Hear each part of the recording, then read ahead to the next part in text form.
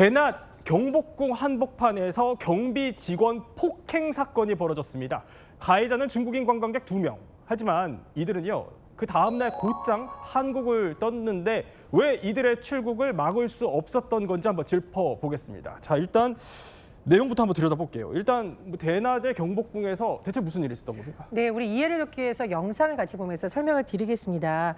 이 중국인 단체 관광객들이 자세히 보시면 모여 있어요. 예. 한 남성을 만리하고 있는데 바로 저 남성이 관리 직원을 폭행한 중국인 관광객입니다.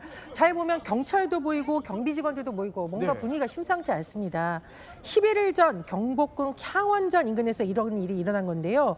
중국인 관광객들이 문화재 보호용 통제선을 넘어가서 사진을 촬영하니까 네. 관리 직원이 안 된다, 나와라 이런 걸 안내했는데도 오히려 관리 직원을 중국인 관광객이 밀치고 그래요? 주먹으로 가슴을 때리며 폭행하는 겁니다. 예. 문제는요, 이것도 문제지만 폭행 후에 경찰이 출동한 뒤에도 반성하는 것이 아니라 화를 내고 본인을 제지하는 사람들을 뿌리치면서 또 관리 직원에게 다가가는 모습이 포착되기도 했습니다. 아니, 저러고 그냥 중국 갔다는 얘기예요. 근데 김현수 평론가님, 영상 보면 지금 경찰도 보이는 것 같은데 그냥 풀어준 거예요? 아니, 그건 아니고 조사는 있었다고 합니다. 이 폭행당했던 직원이 국가유산청 소속인데 그 신분이 이제 공무원 신분이 아니라 공무직 신분이라고 해요. 그러니까 공무집행 네. 방해 혐의를 적용할 수는 없는 신분이었다는 거죠. 그래서 임의동행 형식으로 파출소로 데려가서 이제 조사를 하기는 했는데 일반 폭행 혐의 네. 요걸로 이제 아마 조사가 이루어졌던 모양입니다. 근데 조사가 끝난 다음에 바로 다음 날 네. 중국으로 출국을 했던 거죠. 그런데 피해 직원이요, 이렇게 얘기를 합니다. 가해자들이 어떻게 그냥 출국할 수 있었는지 이거 사실 납득이 좀 잘 안 된다, 이런 입장인 거거든요.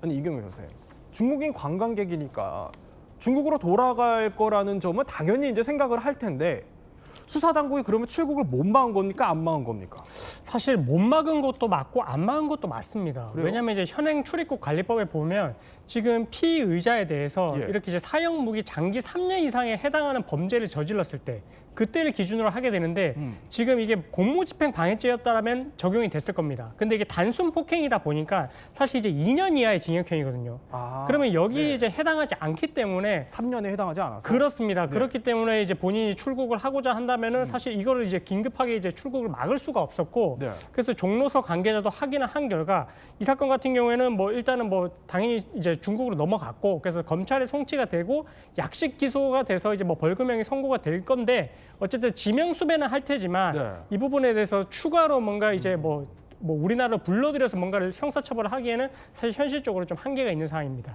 현실적으로 한계다. 아니, 그러면요, 만약에, 그러니까 이번 사건이 아니라 외국인 관광객이 우리나라에 와서 우리나라 사람을 폭행했다, 앞으로 또 혹시 이런 일이 재발한다 그래도 출국 금지 못 하는 겁니까?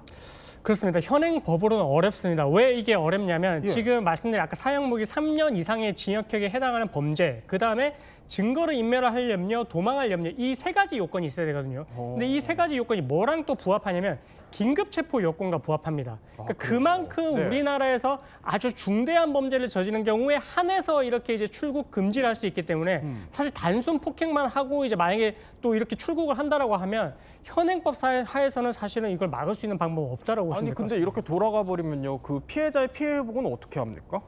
그러니까 지금 이제 뭐 약식 기소가 되고 형사처벌이 끝나고 나면 민사로 또 손해배상 청구를 해야 되거든요. 근데 사실 진행을 한다라고 하더라도 이게 상대방 인적 사항을 지금 뭐 알 수 있는 부분이 있을지 이런 부분도 사실 의문이라서 손해배상 청구를 한다 하더라도 정지가 될 가능성이 크고요. 그래요? 혹시나 만약에 진행이 돼서 판결문을 받는다 하더라도 집행이 돼야 되거든요. 근데 현실적으로 중국에 있다 보니까 집행도 할 수가 없고 그 판결문조차도 그냥 종이 쪼가리로 남을 가능성이 너무나 커 보입니다. 그렇군요. 또 이런 현실적인 한계들이 있다는 건데 사실 뭐 무슨 일이 벌어지든 엄정한 조사 또 응당한 처벌이 뒤따라야겠습니다.